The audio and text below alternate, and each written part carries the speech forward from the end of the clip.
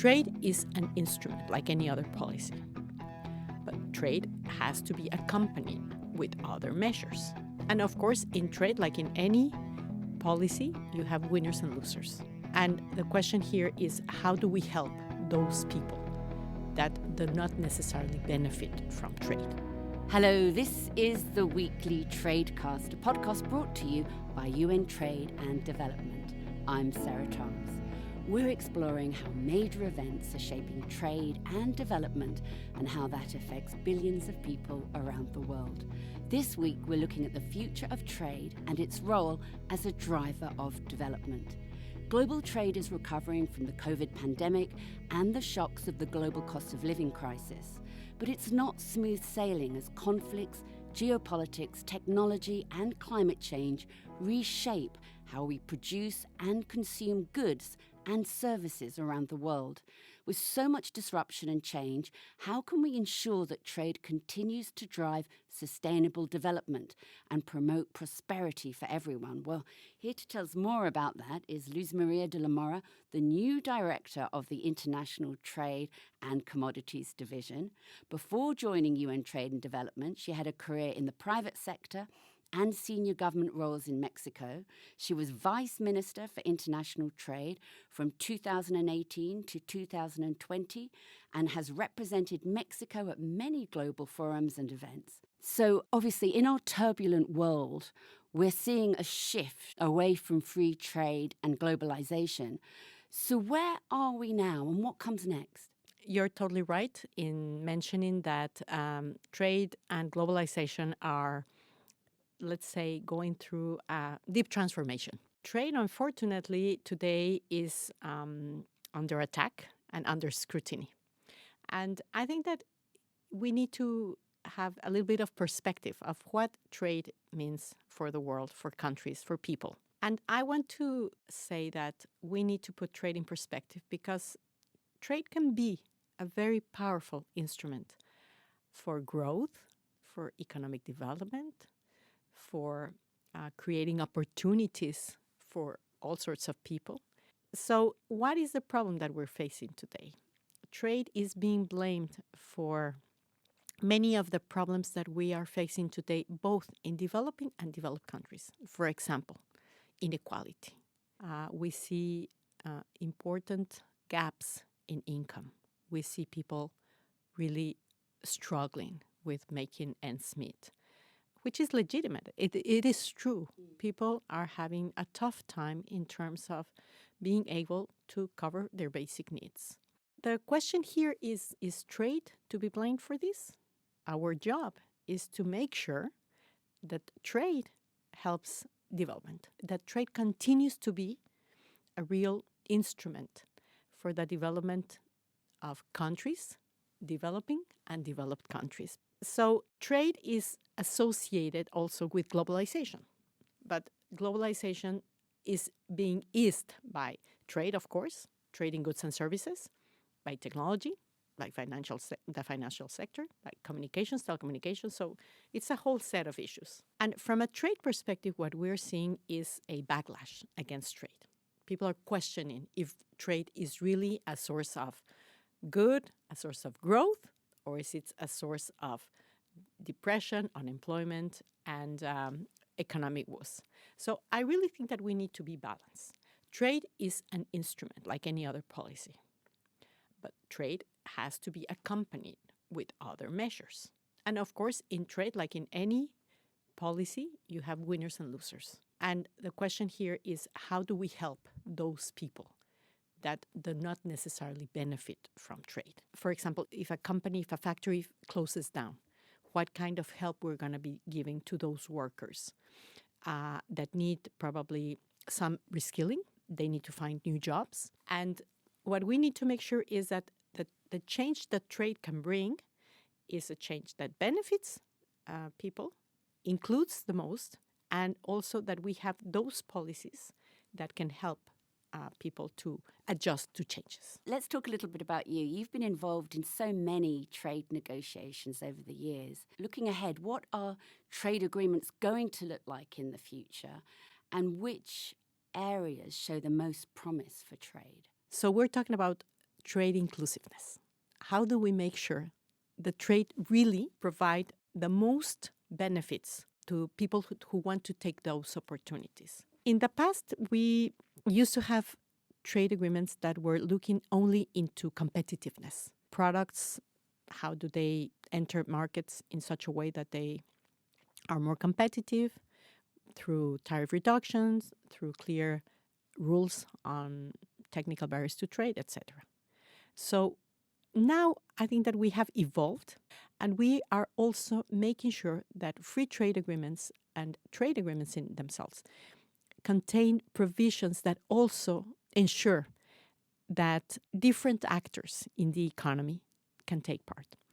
And this is why we are seeing more and more labor provisions. We are seeing provisions regarding, for example, wage discrimination, that women are not discriminated on the basis of gender when they go to work in the trade arena. We are also seeing provisions regarding the environment, climate change, environmental provisions. And we're seeing, for example, provisions regarding circular economy, sustainability. So trade is acknowledging that the challenges that we are living have to be addressed from different perspectives to make sure that trade supports a more social and inclusive economy, more sustainable economy, and also that communities, women, young people, innovators, small companies can take advantage of trade opportunities. So it's a two-way street, you know. This is why we talk about making trade more inclusive.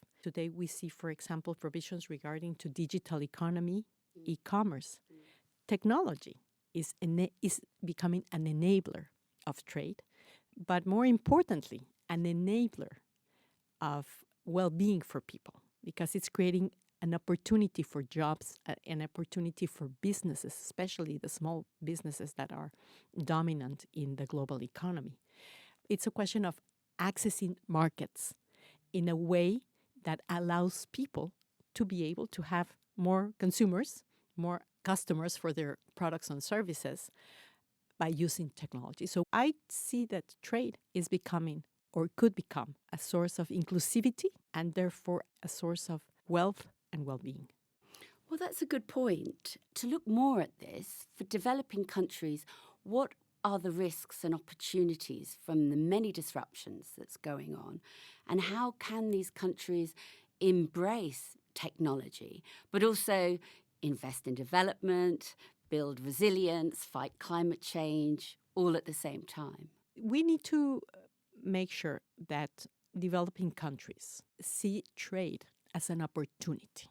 Trade is an opportunity for your communities, for your people, for your companies to have access to other kinds of markets. Now, to get to the opportunity, we need to work with developing countries to create the institutions that they need, to have the capacity building for not only the trade policy makers, but those that are going to be implementing trade, and the business community, meaning business community, SMEs, women-owned businesses, young people who want to be entrepreneurs, consumers.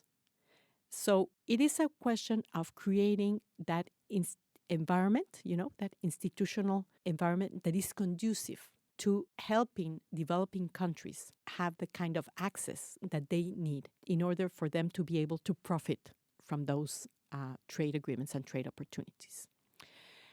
Now, the other side of the coin, or the other side of the equation in this case, is the fact that when you have rules to access markets, it's giving you some transparency, information, and predictability, because you will know what are the conditions under which your product or your service can access the other market.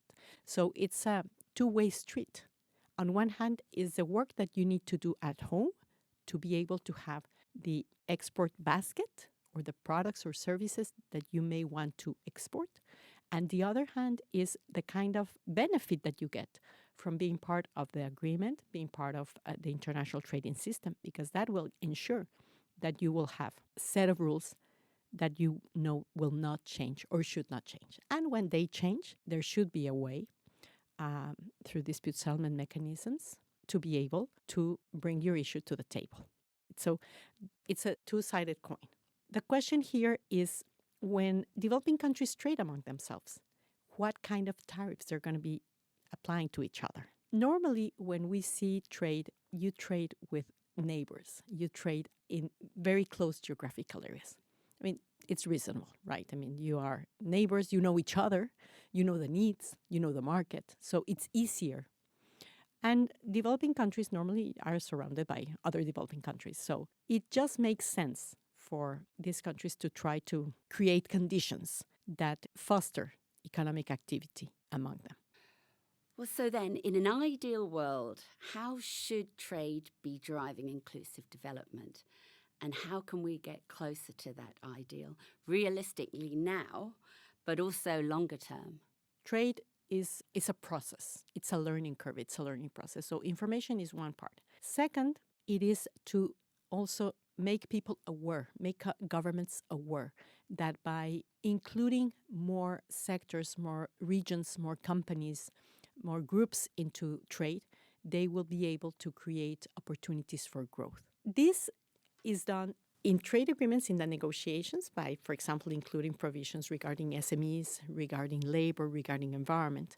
But this also has to be done at home. So we are in the process of working with all governments that want to make trade more inclusive to identify what are the instruments to really make trade more inclusive. Well, do we need new models then, do you think, to deal with the new challenges that we're seeing? Are we learning the right lessons and making the right choices? That's a very good question, Sarah. I have to say that, unfortunately, we are seeing a rise in protectionist measures. We're seeing a rise in decisions based more on unilateral considerations, national decisions, and less into the, let's say, the position of countries in the global economy, in international trade rules. There is a real temptation to implement protectionist measures to solve domestic issues. I hope we are learning from what we have seen in the past. So we need to remember history, trade history, economic history, and be very careful about what kind of measures we are imposing. There is a real need today to make sure that trade can help countries to move into the dual transition, the transition to a green energy matrix and the transition to a digital economy. That requires a new set of rules, but it requires rules that are commonly agreed. Well, I have to ask you, what do you see as the most pressing areas of concern, and where are you most hopeful? Well, I am hopeful that we will be able to model through these very challenging times and make the case that trade is really an engine of growth and development. Trade is not the solution or not a panacea for every social, economic problem or environmental problem, but trade can be an enabler for supporting development. I am hopeful that we will be able to support multilateral solutions. We need more countries sitting down at the table and talking about the real problems that the world is facing. So we need to make sure that an organization like UNCTAD is seen as the place where those conversations can take place and where we can think about policy solutions for the global commons. That was UN Trade and Development's new director, Luz María de la Mora, who was this week's guest.